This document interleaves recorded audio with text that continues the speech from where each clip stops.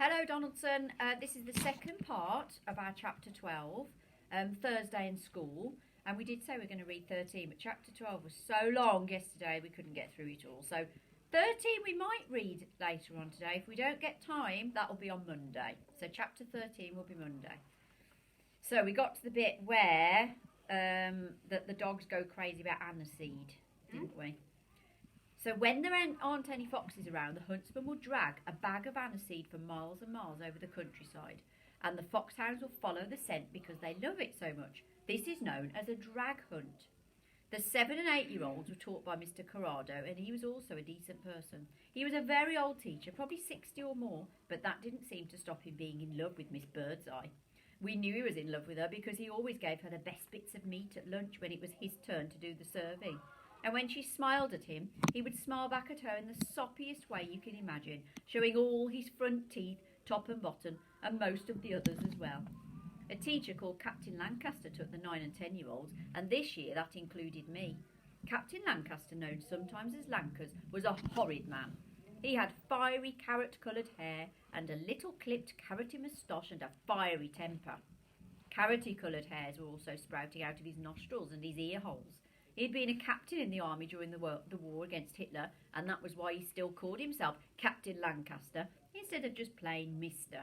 My father said it was an idiotic thing to do. There were millions of people still alive, he said, who had fought in that war, but most of them wanted to forget the whole beastly thing, especially those crummy military titles. Captain Lancaster was a violent man, and we were all terrified of him. He used to sit at his desk stroking his carroty moustache and watching us with his pale, watery blue eyes, searching for trouble. And as he sat there, he would make strange snuffling grunts through his nose, like some dog sniffing around in a rabbit hole. Mr. Snoddy, our headmaster, took the top form, the 11-year-olds, and everybody liked him. He was a small, round man with a huge scarlet nose. I felt sorry for him having a nose like that. It was so big and inflamed it looked as though it might explode at any moment and blow him up. A funny thing about Mr. Snoddy was that he always brought a glass of water with him into class, and this he kept sipping right through the lesson. At least everyone thought it was a glass of water, except me and my best friend Sydney Morgan. We knew differently, and this is how we found out. We knew... My father looked after Mr. Snoddy's car, and I always took his repair bills with me to school to save the postage. One day during break, I went to Mr. Snoddy's study to give him a bill, and Sydney Morgan came along with me. He didn't come for any special reason. We just happened to be together at the time. And as we went in, we saw Mr. Snoddy standing by his desk, refilling his famous glass of water from a bottle labelled Gordon's Gin. He jumped a mile when he saw us. You should have knocked, he said, sliding the bottle behind a pile of books. I'm sorry, sir, I said. I bought my father's bill. Ah, he said. Yes, very well. And what do you want, Sydney? Nothing, sir, Sydney Morgan said. Nothing at all. Off you go then, both of you, Mr. Snoddy said, keeping his hand on the bottle behind the books. Run along. Outside in the corridor we made a pact that we wouldn't tell any of the children about what we had seen. Mr. Snoddy had always been so kind to us, and we wanted to repay him by keeping his dark secret just to ourselves. The only person I told was my father, and when he heard it, he said, I don't blame him one bit. If I was lucky enough to be married to Mrs. Snoddy, I would drink something a bit stronger than gin. What would you drink, Dad? Poison, he said. She's a frightful woman. Why is she so frightful? I asked. Oh, she's a sort of witch, he said, and to prove it, she has 7 toes on 1 foot. How do you know that? I asked. Doc Spencer told me, my father answered, and then to change the subject, he said, why don't you ever ask Sydney Morgan over here to play? Ever since I started going to school, my father had tried to encourage me to bring friends back to the filling station for tea or supper.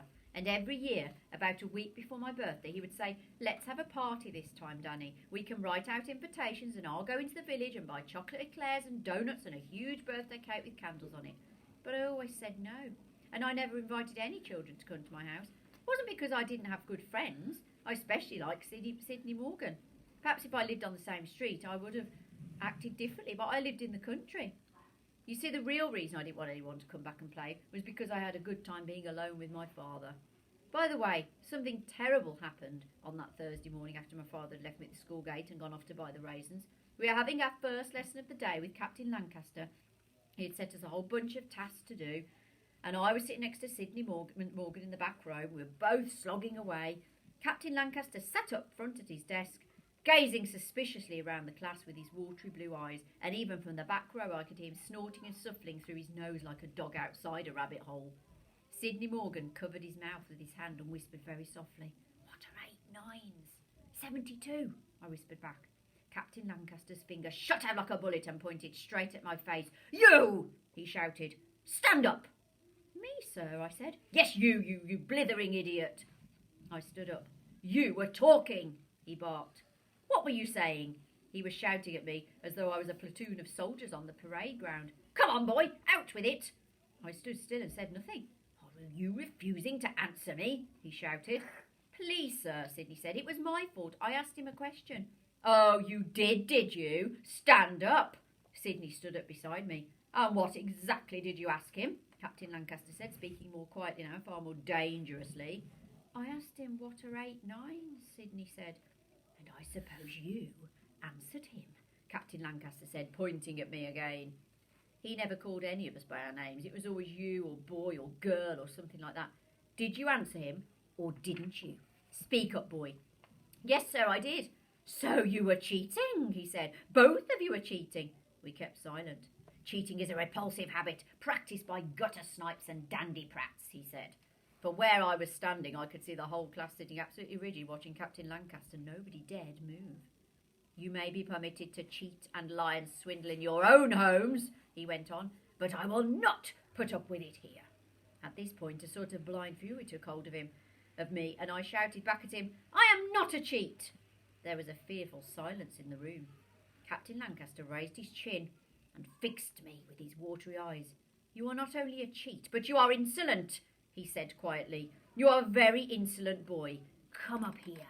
Both of you. Come up here." As I stepped out from my desk and began walking up towards the front of the class, I knew exactly what was going to happen. I had seen it happen to others many times, to both boys and girls, but up until now it had never happened to me. Each time I had seen it, it made me feel quite sick inside. Captain Lancaster was standing up and crossing over to the tall buff case that stood against the left-hand side of the classroom. He reached up to the top and brought down the dreaded cane. It was white, this cane, as white as a bone, and very long and very thin, with one end bent over like a handle, like a walking stick. "You first," he said, pointing me with a cane. "Hold out your left hand." It was almost impossible to believe that this man was about to injure me physically and in cold blood. As I lifted my left-hand palm upwards and held it, though I looked at the palm and the pink skin and the fortune-teller's lines running over it, I still could not bring myself to imagine that anything was going to happen. The long white cane went up high in the air and came down on my hand with a crack like a rifle going off. I heard the crack first. About 2 seconds later, I felt the pain. Never had I felt a pain such as that in my whole life. It was as though someone was pressing a red-hot poker against my palm and holding it there. I remember grabbing my injured left hand with my right hand and ramming it between my legs and squeezing my legs together really hard. I squeezed and squeezed as if I was trying to stop my hand from falling to pieces. I managed not to cry out loud, but I couldn't keep the tears from pouring down my cheeks. From somewhere nearby, I heard another fearful swish crack, and I knew that poor Sydney had just got it as well. But oh, that fearful, searing, burning pain across my hand. Why didn't it go away? I glanced at Sydney. He was doing just the same as me, squeezing his hand and making the most awful face. "Go and sit down, both of you," Captain Lancaster ordered. We stumbled back to our desks and sat down. "Now get on with your work," the dreaded voice said, "and let us have no more cheating. No more insolence either." The class bent their heads over their books like people in church saying their prayers. I looked at my hand. There was a long, ugly mark about 1/2 inch wide running across the palm, just where the fingers join the hand. It was raised up in the middle, and the raised part was pure white with red on both sides. I moved the fingers. They moved all right, but it hurt to move them. I looked at Sydney. He gave me a quick, apologetic glance under his eyelids, then went back to his sums. When I got home from school that afternoon, my father was in the workshop. "I bought the raisins," he said. "We'll put them into soak. Fetch me a bowl, Danny." I went over to the caravan and got a bowl and a half, filled it with water. I carried it to the workshop and put it on the bench. "Open up the packets and put them in." This was one of the nice things about my father. He didn't take over and wanted to do everything himself, whether it was a big job or a little job.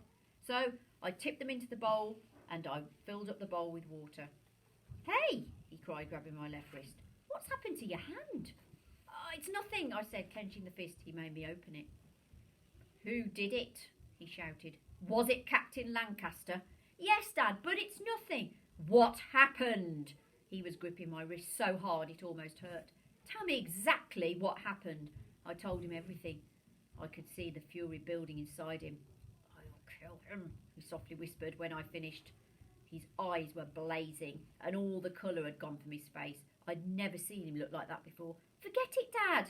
I will not forget it, he said. You did nothing wrong and he had absolutely no right to do this, so he called you a cheat, did he? He had taken his jacket from the peg on the wall and was putting it on. Where are you going? I'm going straight to Captain Lancaster's house and I'm going to beat the living daylights out of him. No, I cried, catching hold of his arm. Don't do it. It won't do any good. I've got to. No, I cried. It'll ruin everything, please. He then hesitated. He was silent and I could see the rush of anger slowly draining out of his face. It's revolting, he said. I bet they did it to you when you were at school, I said. Of course they did. And I bet your dad didn't go rushing off to beat the teacher up. He looked at me but kept quiet. He didn't, did he, Dad? No, Danny, he didn't, he answered softly. I let go of his arm and helped him off with his jacket and hung it back on the peg. I'm going to put the raisins in now, I said. And don't forget that tomorrow I have a nasty cold and I won't be going to school. Yes, he said, that's right. We've got 200 raisins to fill, I said. Ah, he said, so we have. I hope we'll get them done in time, I said. Does it still hurt, he asked, that hand? No, not one bit. I think that satisfied him, and although I saw him glancing occasionally at my palm during the rest of the afternoon and evening, he never mentioned the subject again. That night, he didn't tell me a story. He sat on the edge of my bunk, and we talked about what was going to happen the next day up in Hazelwood. He got me so steamed up and excited about it I couldn't get to sleep. I think he must have got himself steamed up and excited, as much because he had undressed and climbed into his own bunk. I heard him twisting and turning all over the place. He couldn't get to sleep either. At about 10:30, he climbed out of his bunk and put the kettle on. What's the matter, Dad? Nothing, he said. Shall we have a midnight feast? Yes, let's do that. He lit the lamp in the ceiling and opened a tin of tuna and made a delicious sandwich for each of us. Also hot chocolate for me and tea for him. Then we started talking about the pheasants and about Hazelwood all over again. It was pretty late before we got to sleep.